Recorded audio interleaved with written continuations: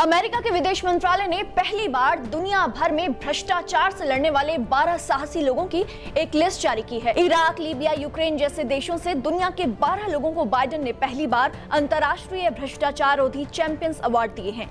सबसे बड़ी बात यह है कि इस लिस्ट में भारत की आरटीआई कार्यकर्ता अंजलि भारद्वाज का भी नाम शामिल है। अमेरिका के विदेश मंत्री एंटनी ब्लिंकन ने international anti corruption champions award पहली बार शुरू करते हुए कहा कि ये उन लोगों के लिए है जिन्होंने भ्रष्टाचार के खिलाफ नेतृत्व, साहस दिखाया और भ्रष्टाचार और उसके प्रभाव को सामने लाने में मदद की। ये सम्मान जिम्मेदारी, पारदर्शिता, कानून का राज और प्रेस की स्वतंत्रता के लिए लड़ने वालों के लिए है।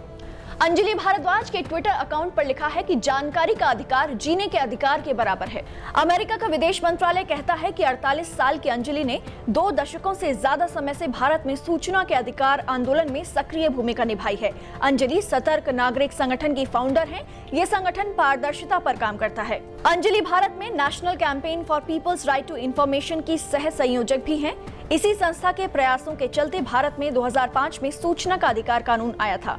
अंजलि भारत में लोकपाल आंदोलन से भी जुड़ी रही हैं। इस पुरस्कार की घोषणा के बाद में अंजलि ने ट्विटर पर धन्यवाद करते हुए लिखा कि ये भारत में सत्ता की जवाबदेही पर काम करने वाले सभी लोगों और समूहों के लिए है।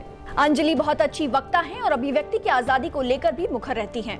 अंजलि के अलावा जिन लोगों को पूरी दुनिया में भ्रष्टाचार के खिलाफ काम करने के लिए सम्मानित किया जा रहा है, उनमें सबसे पहला नाम है आर्डियन डोवरानी का।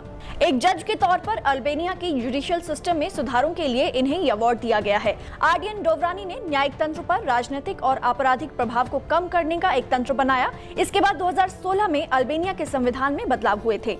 अगला नाम है Sofia Patrick. Sofia federal state of Micronesia में इन्वेस्टिगेटिव एडवाइजर हैं। इन्होंने माइक्रोनेशिया में सरकार और एडवोकेसी के साथ मिलकर 2009 में फ्रॉड अवेयरनेस प्रोग्राम बनाया और लॉन्च किया था। इससे भ्रष्टाचार के खिलाफ पब्लिक ऑडिटर ऑफिस का महत्व बढ़ा था। जुआन फ्रांसिस्को सेंडोवल एल्फ्राडो। जुआन ग्वाटेमाला में संस्थागत भ्रष्टाचार के खिलाफ लड़ रहे हैं। इनके प्रयासों के कारण पूर्व राष्ट्रपति अल्फोंसो और 2 मंत्रियों पर मनी लॉन्ड्रिंग के बड़े मामले का खुलासा हुआ था।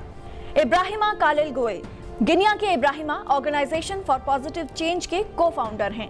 ये एनजीओ अच्छे सरकारी काम, शांति और शिक्षा पर काम करता है। इन्होंने शिक्षा में भ्रष्टाचार के मुद्दे पर काम किया। इब्राहिमा साल 2020 में Mandela Washington fellowship leadership impact award के लिए भी चुने गए थे। दुआ मोहम्मद। दुआ इराक से हैं। इन्होंने हिंसाग्रस्त इराक के इलेक्ट्रॉनिक पेरोल सिस्टम को पारदर्शी बनाने पर काम किया है।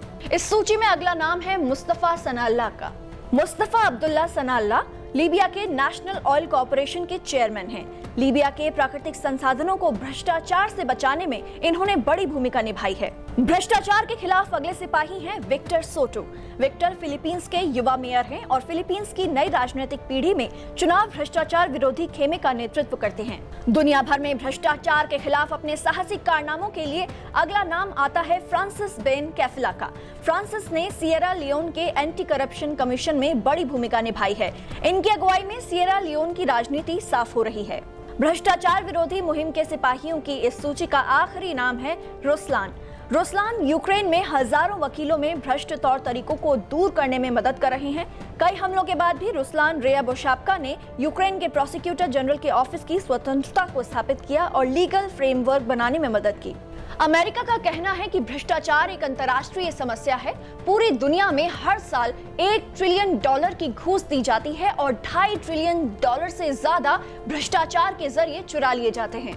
अमेरिका का कहना है कि भ्रष्टाचार प्रशासन, सुरक्षा और अर्थव्यवस्था तीनों पर बुरा प्रभाव डालता है और भ्रष्टाचार के कारण जनता का सरकार में विश्वास भी कम होता है।